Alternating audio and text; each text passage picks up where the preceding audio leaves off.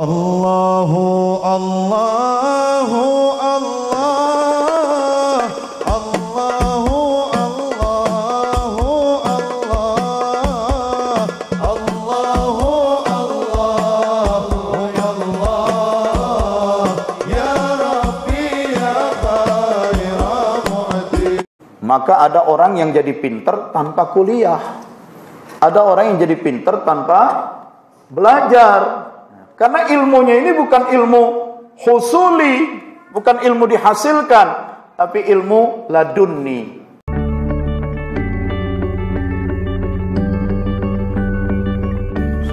Kita lihat surat Fussilat ayat 53. Kalau tadi surat Ali Imran ayat 190. Inna fi khalqis samawati wal ard wa ikhtilafil laili wan nahar, sesungguhnya dalam penciptaan langit dan bumi, silih bergantinya malam dan siang, la ayatin, pada peristiwa alam itu la ayatin, ada ayat-ayat, ada tanda-tanda, bukti-bukti. Nah, di surat Fussilat ayat 53 ini, sanurihim ayatina, akan kami perlihatkan kepada mereka, kepada manusia, ayat-ayat kami. Nah, ini bicara soal ayat. Itu, ya. Dalam penciptaan langit dan bumi ada ayat-ayat Allah. Nah, di sini kami akan memperlihatkan kepada manusia ayat-ayat kami.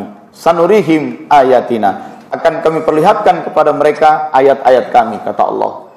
Ayat-ayat yang menunjukkan Allah itu ada di balik kedahsyatan peristiwa-peristiwa alam itu, menunjukkan ada Allah, ada yang maha cerdas, maha kuasa, maha berkehendak. Di mana Allah akan memperlihatkan ayat-ayatnya? Fil afaqi wa fi anfusihim. Afaq jamak dari ufuk. Ufuk horizon, batas terjauh pandangan mata. Nah, di mana itu ufuk? Ufuk itu, horizon itu tidak pernah stabil. Kemana kita pergi, selalu ada ufuk. Ufuk itu batas terjauh pandangan mata.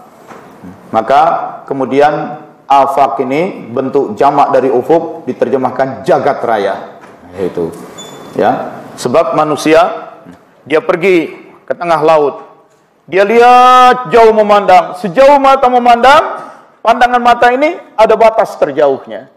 Dia tengok sana, ada batas terjauhnya. Itulah ufuk, ufuk, ufuk, ufuk, ufuk. Nah, dia naik ke puncak gunung, dia lihat berkeliling, ada ufuk, ufuk. Ufuk itu batas terjauh pandangan mata. Dia naik ke angkasa luar, terlihat ufuk. Jadi kalau dikatakan kami perlihatkan ayat di ufuk, ufuk, ufuk, ufuk, maksudnya kemanapun kau pergi di alam semesta ini, ke arah manapun kau arahkan, kau layangkan pandangan mata, sejauh mata memandang akan terlihat ayat-ayat Allah. Maka kemudian ufuk jamaknya afaq, dan afaq diartikan jagat raya. Nah, jagat raya. Allah memperlihatkan ayat-ayatnya di alam, di jagat raya, wa fi anfusihim, juga pada diri mereka, pada diri manusia itu sendiri. Ada ayat Allah di alam semesta, ada ayat Allah pada diri manusia. Itu. Mana ayat-ayat Allah, tanda-tanda yang menunjukkan Allah itu ada, Allah itu cerdas, Allah itu maha kuasa? Mana? Banyak sekali pada manusia itu. Ya. Misalnya pada bagian usus ada yang menjuntai, disebut usus buntu. Itu. Udah bagian letaknya di bagian bawah, ya, dari usus besar itu, bagian bawah menganga lagi. Konsekuensinya kan dengan mudah kotoran masuk. Tapi ternyata tidak semua orang kemasukan kotoran di usus buntunya itu. Tapi kalau sampai kemasukan kotoran, dia pun menjadi membusuk. Membusuk, dioperasi, dibuang, ya selesai. Dibuang usus buntu, tidak apa-apa. Begitu. Tapi, artinya dengan mudah lah dibuang. Tetapi orang yang sudah hilang usus buntunya, itu kondisi fisiknya cenderung lemah. Itu. Nah, jadi apa fungsi usus buntu? Itulah tanda-tanda bahwa Allah itu ada, Allah itu cerdas, Allah Maha Kuasa, tanda-tanda yang ada pada diri manusia. Nah, tanda-tanda yang ada di alam, ya baik alam semesta, jagat raya, maupun yang ada pada diri manusia, itu disebut al-ayatul kauniyah. Kaun itu fenomenon. Jadi phenomenal science, ya, ayat-ayat kauniyah. Pelajari ayat-ayat Allah yang ada di alam itu, yang ada di jagat gede, juga yang ada pada jagat cilik, kata orang Jawa. Pelajari ayat-ayat Allah yang ada di makrokosmos, juga ayat-ayat Allah yang ada di mikrokosmos. Begitu kata orang Yunani. Itu. Jadi kalau Yunani bilang makrokosmos, mikrokosmos, orang Jawa bilang jagat gede, jagat cilik. Pelajari hatta yatabayyana lahum. Pelajari sehingga akan menjadi jelas bagi manusia itu. Jelas apanya? Annahul haq, bahwa Quran itu benar. Quran, apa isi Quran? Ayat-ayat Allah. Oh, jadi ada ayat-ayat Allah yang di Quran. Ada qara'a, membaca. Quran, bacaan. Al-ayatul Qur'aniyah, ayat-ayat yang berupa bacaan. Kalau bacaan, berarti ada kalimatnya.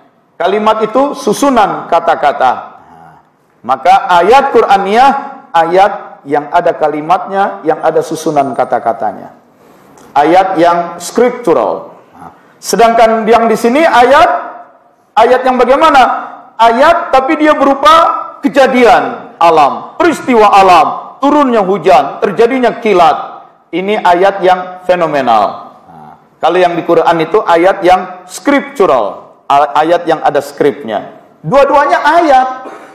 Maka mempelajari Quran, mempelajari peristiwa alam, dua-duanya itu mempelajari ayat-ayat Allah. Ayat yang ada di alam, ayat kauniyah, dan ayat yang ada di Quran, ayat Quraniyah. Yang menarik, yang kuning kedap-kedip ini, hatta yatabayyana lahum, sehingga akan menjadi jelas bagi mereka. Sehingga akan menjadi jelas bagi mereka bahwa Quran itu benar. Kamu hanya bisa memahami betul kebenaran Quran, kehebatan Quran, justru kalau kamu sudah mempelajari ayat-ayat Allah yang ada di alam. Kata-kata hatta yatabayyana lahum ini menunjukkan hubungan prerequisite. Prerequisite itu kamu hanya bisa paham yang ini kalau kamu sudah paham ini. Kalau kamu sudah paham ilmu-ilmu kealaman, maka kamu akan lebih memahami ayat-ayat Quran. Tapi kalau kamu tidak paham ilmu-ilmu alam, ayat-ayat di alam, kamu tidak akan paham ayat-ayat di Quran itu. Oh, jadi memahami Quran menuntut pemahaman ilmu alam. Iya. Itu. Contohnya bagaimana? Contoh, فَمَنْ يَعْمَلْ مِثْقَالَ ذَرَّةٍ خَيْرًا يَرَهُ وَمَنْ يَعْمَلْ مِثْقَالَ ذَرَّةٍ شَرًّا يَرَهُ. Siapa yang berbuat melakukan suatu perbuatan sekecil zarrah. Apa makna zarrah? Zarrah itu sesuatu yang kecil. Ya apa yang kecil? Itu. Zaman dulu waktu saya kecil, ustadz zarrah itu biji sawi. Ya kecil. Tapi kan kemudian ilmu fisika menjelaskan benda ini bisa dipecahkan jadi molekul, molekul dipecah menjadi atom, atom dipecah lagi. Nah, jadi memahami zarrah itu berbeda. Memahami makna zarrah pada ayat Quran tergantung sejauh mana dia memahami ilmu alam. Kalau ilmu alamnya makin baik, pemahaman terhadap ayat Qurannya akan lebih baik. Apa sebab? Karena jumlah ayat Quran yang 6.236 ayat, menurut para ahli fikih, ayat yang mengandung aspek fikih itu hanya sekitar 700-an ayat. Hanya 700 ayat yang bicara tentang hukum warisan, tentang hukum pernikahan, tentang talak, ya, tentang kisos, tentang hukum membuat perjanjian. Hanya 700 ayat. Lah, sisanya 5.500 ayat, justru 5.500 ayat Quran lebih banyak bicara tentang alam. Quran bicara tentang besi sehingga menjadi surat Al-Hadid. Quran bicara tentang semut, An-Naml. Quran bicara tentang matahari, Asy-Syams. Quran bicara tentang bulan, Al-Qamar. Quran bicara tentang bangsa Romawi, surat Ar-Rum. Quran bicara tentang proses penciptaan manusia, mulai dari aspek embriologinya. Quran bicara tentang karakter dan sifat-sifat manusia, aspek psikologinya. Quran bicara tentang aspek geopolitik dalam surat Al-Quraisy. Jadi Quran memang lebih banyak bicara tentang alam daripada bicara tentang hukum. Wajarlah untuk memahami Quran itu yang lebih banyak bicara tentang alam. Manusia dituntut punya ilmu, punya pemahaman ilmu alam. Itu. Oke. Nah, ringkas cerita. Jadi terhadap ayat-ayat Allah yang ada di alam, ayat-ayat kauniyah dan ayat-ayat yang Qur'aniyah, ayat-ayat Allah yang ada di Quran, itu bagaimana sikap kita terhadap ayat-ayat yang di alam? Kita harus melakukan observasi, absara. Ya, ciri ghaflah, walahum a'yunun la yubsiruna biha. Mereka memiliki mata, la yubsirun, tapi tidak melakukan observasi. Menjadi seorang muslim haruslah menjadi seorang yang observan, yang cermat, selalu mengamati, memikirkan, observasi. Jangan lihat, dengar asal dengar, terus main ikutin aja. Orang lari ke sana, ikut lari ke sana. Orang lari ke sini, ikut lari ke sini. Ngerti nggak? Observasi dulu. Itu. Nah, jadi alam semesta ini pun harus sering diobservasi. Maka Nabi pun kalau mau sholat tahajud tidak bangun malam langsung sholat. Nah, dijelaskan. Nabi kalau malam mau sholat keluar rumah dulu. Observasi langit, bintang, ya, bulan, gunung-gunung. Sebab dengan observasi alam itu kita jadi semakin menyadari betapa alam ini raya, alam ini semesta, alam ini luas, dan dalam keluasannya mereka bersusun bergerak dalam beraturan. Maka berarti di balik ini ada Dia yang maha cerdas, maha mengendalikannya. Jadi dengan observasi terhadap alam, maka kita malah menyadari adanya Dia yang maha kuasa. Nah, itu. Cuma repot kita di Jakarta, begitu kita bangun lihat gedung terhalang semua, ya, gelap semua karena sudah penuh polusi. Itu. Nah, jadi observasi itu penting. Dari observasi itulah dikumpulkan data-data. Dan berdasarkan data-data itu kita mengolah dengan logika kita. Cari hubungan kausalitasnya, sebab akibatnya. Lakukan rasio, komparasi, perbandingan-perbandingan, ya. Nah, lakukan proses analisis, sintesis, yaqilun. Nah, lalu munculkan hipotesa-hipotesa. Nah, kesimpulan awal. Kesimpulan awal itu kemudian kita deduksikan, dieksperimenkan, diuji cobakan. Maka muncullah kesimpulan-kesimpulan atau konklusi. Jadi ayat-ayat Allah, ilmu Allah dan ayat Allah yang ada di alam, ya, dipindah kepada manusia. Ini yang disebut scientific method. Begitu juga yang ada di Quran, kita lakukan observasi. Quran bukan sekadar dibaca, tetapi diobserv, dilihat dan difikirkan, didengar dan difikirkan. Hasil observasi terhadap Quran diperoleh data, dengan data-data yang ada dilakukan, dibangun hipotesa, diuji coba dengan dideduksikan, dan muncullah konklusi, kesimpulan. Semua kesimpulan-kesimpulan itu menjadi ilmu bagi kita. Ya, kesimpulan dari pembahasan terhadap alam menjadi ilmu bagi kita. Kesimpulan setelah membahas Quran menjadi ilmu bagi kita. Sehingga ilmu Allah yang ada di alam, ilmu Allah yang ada di Quran bisa kita pindahkan ke dalam diri kita, ya. Itulah yang disebut ilmu husuli. Ilmu husuli, hasala menghasilkan, husuli dihasilkan. Ilmu yang dihasilkan. Kenapa ilmu dihasilkan? Karena si manusia yang memproses, mengamati, memikirkan, menelaah, menguji, mengeksperimenkan, jadilah ilmu itu dihasilkan. Dengan aktivitas ilmiah, dengan proses fikir, ya, berpikir. Tetapi sumber ilmu itu sebenarnya bukan guru, sumber ilmu bukan dosen, sumber ilmu bukan buku, sumber ilmu bukan alam, sumber ilmu itu ya Allah sendiri. Sumber ilmu yang paling hakiki itu ada pada Allah. Ilmu yang maha luas itu ada pada Allah. Berbaik-baiklah dengan Allah supaya Allah melimpahkan ilmu kepada kita. Bagaimana berbaik-baik? Ya zikir.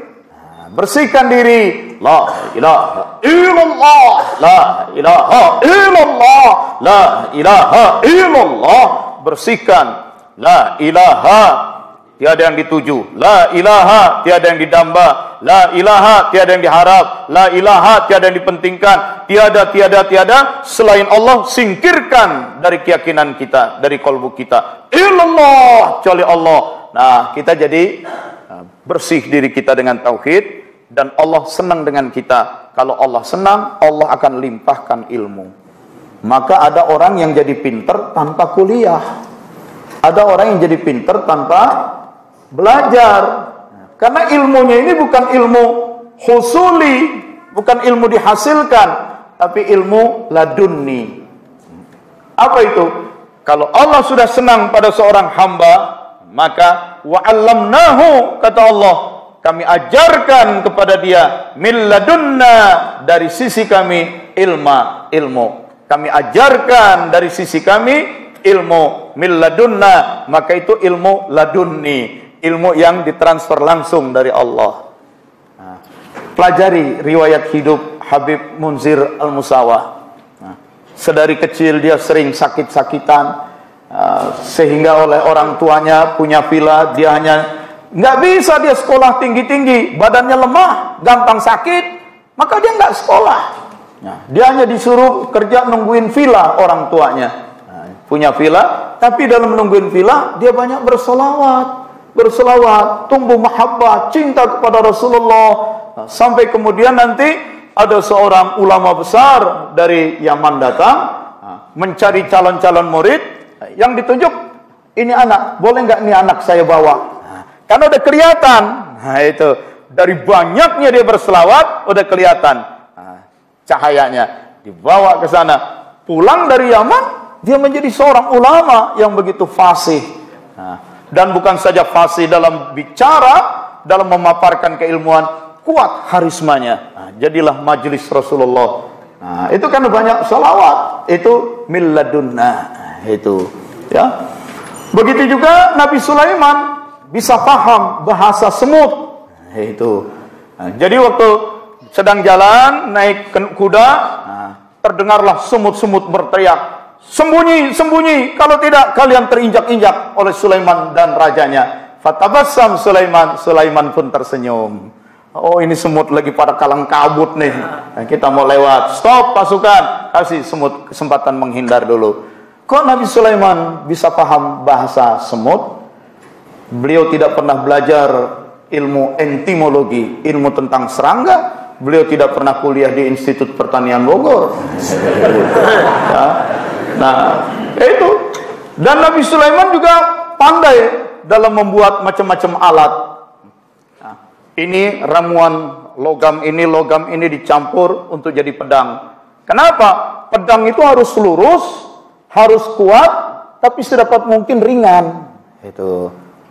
Lurus, kuat, kaku, tapi ringan. Itu pedang. Nah, lalu bagaimana untuk membuat busur?